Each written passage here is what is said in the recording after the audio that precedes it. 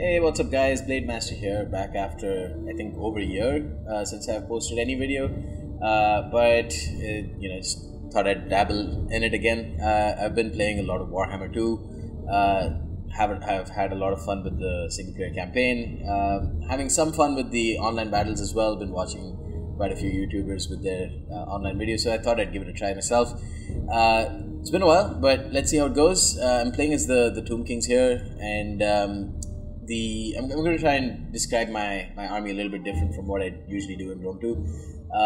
The win condition of my army is going to be centered around these 5 units. I've got 2 Sharpty with great bows, a Bone Giant, a Necrotect, and Arkhan the Black.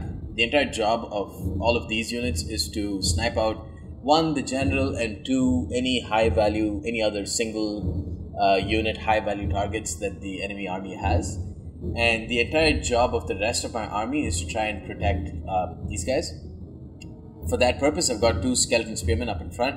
I've got 3 Tomb Guard behind them, and a Skeleton Warrior and a Scorpion Legion behind them. I've got 3 Skeleton Horseman Archers, whose entire job is to run around, create distractions, pull enemy cavalry to chase after them and make up for the lack of mobility that I have in my main army. While the Bone Giant and the Necrotect fire upon the enemy general, or in this case the enemy Stegodons and any other high value targets that the enemy has. So that's the main strength of my army, I think, is the enemy general sniping ability and range capability. The weakness of my army is obviously going to be in the lack of proper melee units. Tomb Guards are pretty decent, but from what I understand, they're not really all that great. They're very good at holding off enemy infantry.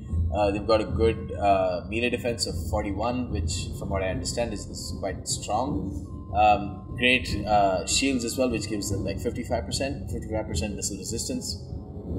Got a few Skeleton Spearmen as well, but they're obviously going to die very quickly. They're not going to really put any sort of a dent in the enemy army.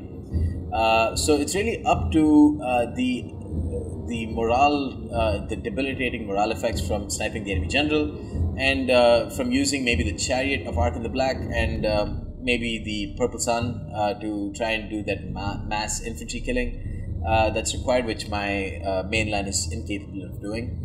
For my enemy, he's got 4 Skink cohorts, very strange build, and definitely not one that's competitive from what I understand. 4 Skink cohorts is mainline, 4 Skink skirmishers behind them, 4 chameleon skinks all the way at the back, 2 feral cold ones, 2 feral stegodons, and a Saurus Old Blood general who's just been taking a shit ton of damage. He puts in Pan's Impenetrable Pelt from his Skink Priest of Beasts to give him some sort of physical resistance, which but I think this is magical damage. Yeah, the Bone Giant fires magical arrows, so I don't think that really does any, or the Pan's Impenetrable Pelt really gives any sort of effect.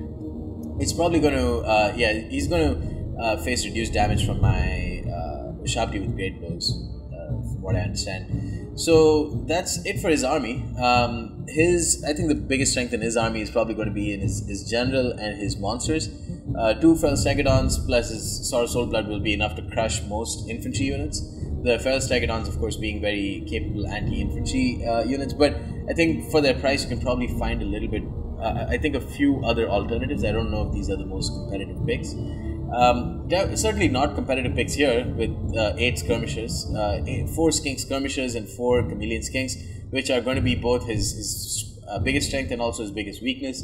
Biggest strength because, that's going to be unmatched levels of skirmishing capabilities. Just a whole lot of darts going up other people's behinds, and that's not going to be fun for anyone.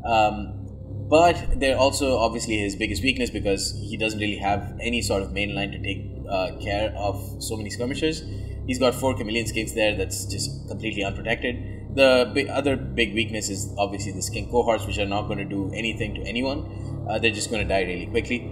The Saurus Old Blood coming in here, he's taken a lot of damage so far from the Bone Giant. But I don't know why. I guess he goes all the way up in front and then decides to rout. I think I pop in a Spirit Leech, upgraded Spirit Leech here with Arkhan the Black. Meanwhile, he's brought in his feral cold ones and his Skink skirmishers here. I bring in my Skeleton Spearmen to intercept them. They intercept both his Feral Stegodons, which I think is a mistake. He should be using his Feral Stegodons a bit more loose and try and hit more of my army here. Most importantly, the Tomb Guard is completely free. Pops in a Feral Manticore at the back, but the Tomb Guard is free to win out the infantry engagement. The Saurus Oldblood decides to rout because of concentrated Ushabti fire and Bone Giant fire, and of course the Spirit Leech. Skeleton Horsemen leading the Feral Cold Ones on a merry goose chase. Merry goose chase, a wild goose chase, and meanwhile the completely unprotected Skink Skirmishers are going to take a huge Purple Sun of Xerius from Arkhan the Black, and that's going to just completely eradicate half of his skirmishing line. The Purple Sun is not something that I've used a lot, but it's perfect for something that's completely lobbed up like this. Low armor units who can be pretty annoying, and Arkhan the Black nets a cool 175 kills without really hitting anyone. The Ushabti are being engaged by the Feral Manticore, but oh, there, the Kukulki Sword of War playing Warhammer 2. Nice to see him. They're fighting up against the Feral Manticore, but I don't really like summoned units in Warhammer 2 because they degrade too quickly and they don't really seem to be very useful because they keep losing HP so quickly. The Chameleon Skinks here fighting up against Skeleton Warriors and Scorpion Legion. The Feral Cold Ones are not going to do anything. They're going to die really quickly against them. But again, I think the most important part is that the General has been pretty effectively taken out of the battle, and the Tomb Guard are very well protected against his Feral Stegodons, who are still busy fighting up against my Skeleton Spearmen. I pop in Liber Mortis, which is not a good idea because there's only probably like there's how many 11 units left. Just to try and hold them off a little bit longer while I move back my Ushabti with Great Bows. And meanwhile, my Tomb Guard are going to just try and destroy the Skink cohort. But, you know, considering that they're just Skink cohorts, and meanwhile, oh, Benny Hill team, cue the Benny Hill team, the Feral Stegodon chasing after my Arkhan Black. But because of his charity, he's going to be able to run away pretty quickly. Considering it's just Skink cohorts that they're fighting up against, they're taking a shit ton of time to kill off these Skinks. I'm not sure if maybe the Skink Priest of Beasts popped in something, but the Tomb Guard are going to take a huge charge from the Feral Stegodons. Against Tomb Guard, they're probably going to do just amazing. The Stegodons up to 55 kills here and 50 kills here, got a single XP chevron. Not sure if that was earned or if they've just gotten that. Probably did get that because they've just started bashing into these Tomb Guards and they've just been involved with low level Skeleton Spearmen so far. But the Feral Stegodon now on Rampage, not very fun because you probably want to utilize their excellent charge bonus multiple times and try and cycle charge. The Saurus Oldblood is here fighting up against his arch nemesis, the Bone Giant, who's just been destroying him from afar. Meanwhile, Ushabti with Great Bows are going to be fighting up against the Saurus Oldblood, but he's still going to do amazing. This is just the power of the Connoisseur, and I understand why they're such a competitive pick. And any competitive Lizardmen army would have like a couple of these guys. I personally haven't been able to make it work, but I haven't been able to make a lot of things work in Warhammer 2 online battles so far. Feral Stegodon's doing a decent job now, but I bring in my Scorpion Legion here, who's going to be applying poison, I've racked up enough kills to bring in one of the Ushabti, I believe, yeah, and I'm going to spawn them right here against one of the Skink Skirmishers. Chameleon Skinks, meanwhile, not really much of a threat in this battle. He hasn't been microing them. He probably should have brought them all the way up in front, but there's not really too much that they can do either ways. Probably could kill my Ushabti with Great Bows, but his general is pretty much dead at this point, so that's a huge blow for him that I don't think these Chameleon Skinks can really get out of. They are obviously, along with all of the other Skink units, they're very low in morale. And as the Saurus Oldblood decides to run away and eventually dies, they're going to take a huge beating in terms of morale. Not that they were really going to do too much anyways, because the Tomb Guard have got excellent missile resistance, so probably not the best idea bringing them up against the Tomb Kings with their high missile resistance units. The Arkhan the Black has been doing pretty decently. He hasn't really gotten damage here. He's going to be chasing off one of the Skink cohorts. All of them are routing now.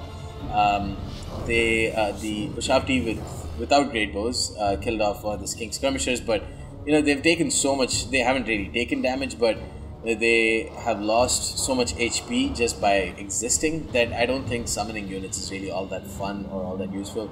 But you guys feel free to counter that and let me know otherwise.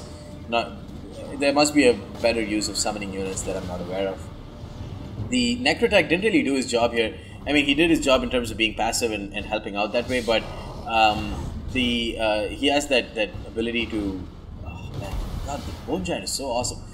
He has that ability to replenish the HP of combatants, which I popped in at the last second, but it's still not all that great. I need to do a better job of microing these guys, especially considering they're what I require to win the battle.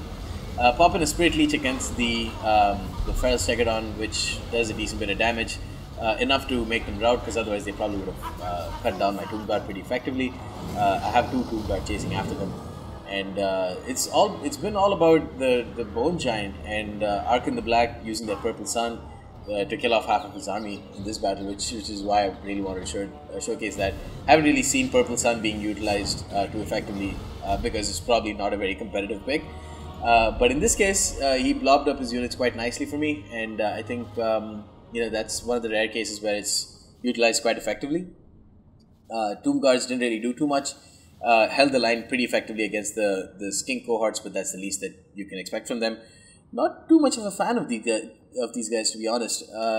In my newer, more updated builds, I have changed these guys with to have 4 of them with a couple of halberds. Changed 2 Ushabti to 1 Ushabti Regiments of Renown, because it's too much to take care of with a Bone Giant, 2 Ushabtis with great bows, and they didn't really do too much of damage here. I mean, the Bone Giant was critical, and so was Arkhan the Black.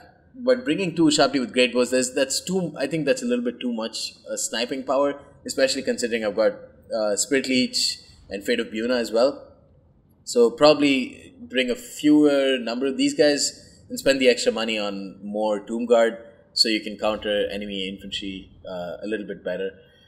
But yeah, hope you guys enjoyed this battle. Probably not the most competitive battle, but something that was a little bit more fun as well. So yeah, let me know if you guys want to see more. I'll try and post a few more over the next couple of days, and hopefully things take off from there.